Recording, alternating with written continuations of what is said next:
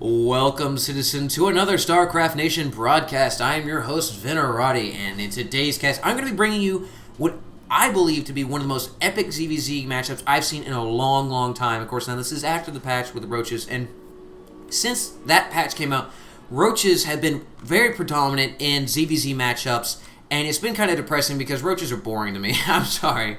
I like to see that Zerg on Zerg action because that's some serious hot sauce right there. And who we're going to see going up here, we're going to see MouzMorroW going up against MadFrog. This does come out of the ESL Pro Series, so this is going to be European players going up against each other.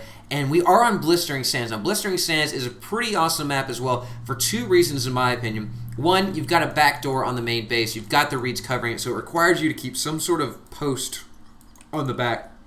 So, secondly, we've got this nice and cozy natural expansion, so it's kind of a trade-off, and you can occupy this part with static defenses, and you can occupy this as well. But the important part about this is this gives most players the chance to circumvent static defenses if someone really is hunkered down, like a Terran player or something like that. But it's really not applicable here, as there are no Terrans on the map right now. But look at the production tab right now. Both of our players are neck and neck. I mean, that is just same exact movements. We see the same movements from our overlords.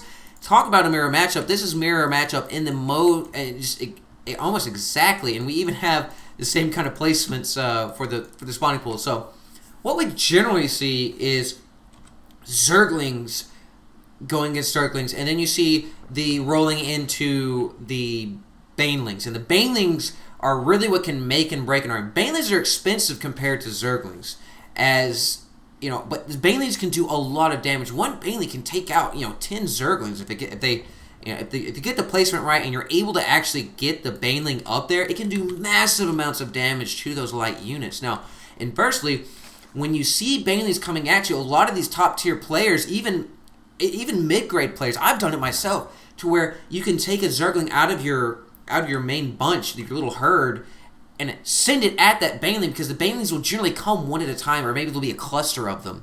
And you can send them and trickle them in there while moving your Zerglings back, especially if you have Metabolic Boost. You're going to be able to outrun those Banelings all day long, even when they get hooks. So the micro can really level the playing field, and what you want to see is you can either burrow your Banelings and then pop them up whenever the player comes running by. So like you could burrow them on a ramp, and when he starts coming over here with a crap ton of Zerglings, you can pop it up and it'll automatically detonate, which is awesome because it takes out a shit ton of Zerglings. So either way, right now we do have both of our players. Look at this mirror 1-1 2-2. Metabolic Boost will be coming out for both of them at this point relatively soon.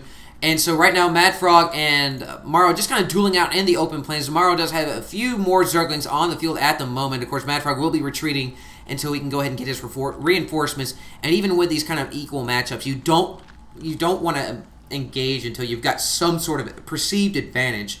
Now, whether that advantage is actually true or not, well, you'll end up finding out at the end of the battle. But right now, we have Baneling Nest did finish up, and we do have Banelings spawning back here. We do have two finishing up here for MouzMorroW, and they're almost coming in contact right there, but of course MadFrog seeing what's going on. We do see one more Baneling coming up here, and those Banelings still so slow. We do see individual Zergs trying to come up here and attack, trying to detonate. This is actually pretty dangerous right there, as MadFrog got his cluster pretty close to that. Of course, meanwhile, MouzMorroW doing a good job of dispatching his own Baneling threat right there.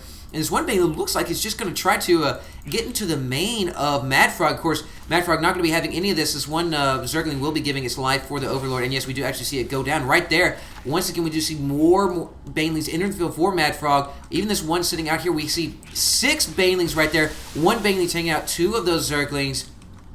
Not able to actually kill any of these Banelings outright. So we do see 3 more Banelings sitting there coming up for MadFrog. Now MadFrog will be bringing these Banelings up here. Will he be able to get up in there? Now trading off. This is where it really becomes intense, and seeing the trade off with those Banelings. Two more Zerglings going down. That one Baneling trying to take on 2. So we just saw another trade by MadFrog and MouzMorroW right there. So back and forth, back and forth. What's really going to end up taking the overall toll is this loss tab. So if we go in and watch this loss tab as the game progresses, we're really going to see who is able to micro better, who's making the better choices on the battlefield. So right now, MadFrog moving up there, almost getting in contact with those Zerglings. That one Baneling detonating, so MouzMorroW able to kill both of those banelings only with one baneling itself. There's another detonation right there. We see more. Oh, another detonation right there in the backfield. So there is no friendly back. There is no friendly splash damage. So it's okay to have your banelings in the middle of your own circle. So another baneling detonator. Getting quite a few right there as MadFrog was able to sneak one up on behind of MouzMorrow's forces. So right now, MouzMorrow kind of sitting there trying to get a hold of that one baneling. Of course, MadFrog doing a good job microing. More banelings coming on the field from MouzMorrow right here on the doorstep. MadFrog trying to get up there. We see the Zergling right there going and taking it out. More banelings moving up here. Both teams, or both players sitting here trying to make something happen with these. We have two banelings entering in the main base of MadFrog. This could be very, very dangerous. So we don't have any static defenses in the main. We do see a trade-off right there as that one baneling was attacking. Meanwhile, on the battlefield out in front, we do see more and more banelings trading off here. The Zergling detonating right there. We saw, wow, we actually saw MouzMorrow getting on the, basically the losing end of that one. We see the Queens coming here not having any of this. The Queen's going to be more than apt at soaking up that baneling damage. So great job, great choice by MadFrog right there. We see another baneling being popped right there by that Zergling. Of course, that Zergling making it basically worth it right there, as that Zergling was only worth 25 minerals, and these banelings are worth quite a bit more as they are 25. So we see a total of 75 mineral advantage right there. So right now we're seeing it pretty close. MadFrog still just a little bit ahead right now, and we do see more and more detonations going off here on the battlefield. We actually see some tooth and claw action right there in between the two forces, red and blue, going at it. These banelings getting dangerously close to MouzMorrow's forces right there, trying desperately, but we don't have hooks for either side. So we see two Zerglings going down to that baneling attack right there, not quite breaking even. We see once again moving up here. We have one baneling in the base of MouzMorrow from MadFrog, so this could be very dangerous if it gets inside of the middle line. And yes, it is going to get in there, and will it detonate? Yes, it does, but it doesn't actually kill any drones, as it almost killed them, but they're outside of the full effect range. We see, one baneling going off there, and another baneling, both of those 3 and 4 Zerglings at a time. So MadFrog really doing a good job right there. But what is this? We actually have MouzMorrow with a baneling in the background of MadFrog's base. So this is basically just an ace in the hole, as he can deploy this anytime, sneak it up in the main of MadFrog, and really do a lot of economic damage. And right now we do have back and forth right now. Though interesting, I want to make note, MadFrog's actually pulling up a hatchery right here. So MadFrog, though he will be investing a little bit more into his tech and production than MouzMorrow has, he will be able to field more units in the end, as his larva count will be a lot higher.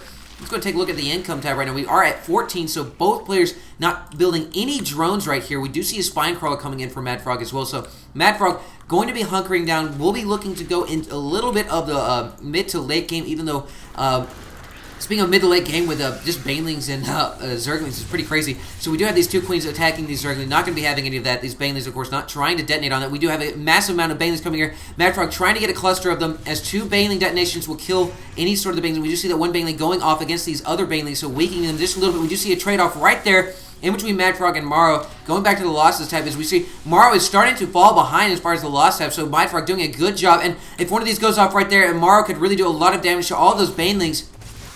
We do actually see the Queens getting off the creep, and that one Zergling trading its life, making sure that doesn't do. These guys are basically grenades with legs. So just basically sacrificing himself there. He does not get a Medal of Honor. That is not actually how the Zerglings go.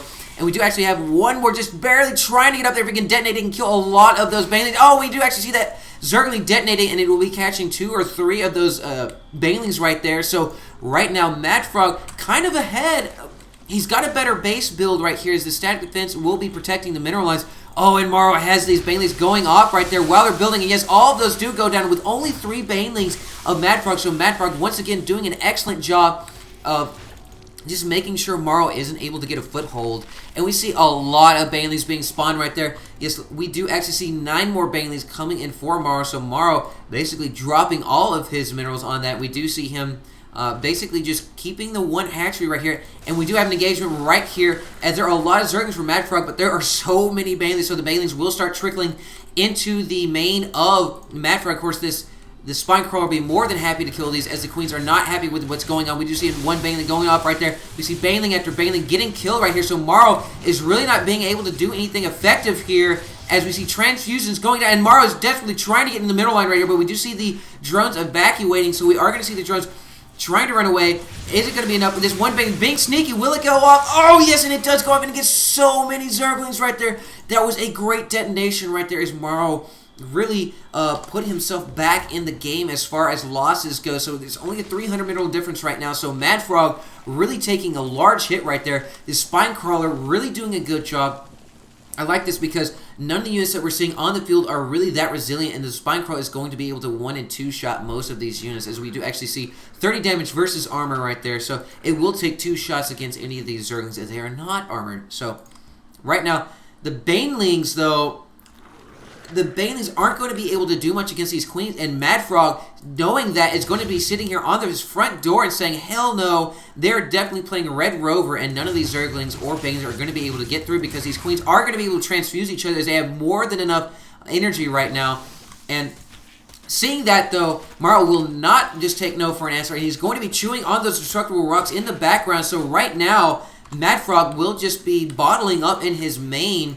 Let's take a look at the income tab, as he has actually built a few drones, and MouzMorroW hasn't built any drones right now. So he is still sitting at his base income that he had beforehand, or just basically what he's getting per per second. So right now, MadFrog coming out here with quite a few Banelings, as he has seen what's going on. It looks like he's going to be trying to hook around and make something happen. So we are going to see 2 for 2 bouncing off of each other right there. Another 2 for 2 as he detonations. It does, of course, like I said earlier, take 2. And there's MadFrog forcing those units off of the rocks right there as these Banelings, unfortunately. We saw a nice little micro right there coming back there, making sure that that Baneling at least got 2 Zerglings. That one Zergling will be detonating that one Baneling as sacrificing himself for the better of these Zerg. So right now, both of our players sitting pretty even, though I do feel that MadFrog will have the advantage if we do see them, either of our players kind of roll out of this tech. And meanwhile, MouzMorroW is still chewing on the back door. Let's go take a look at the units tab, as MouzMorroW has quite the Zergling advantage, as he has 31 Zerglings to MadFrog 7,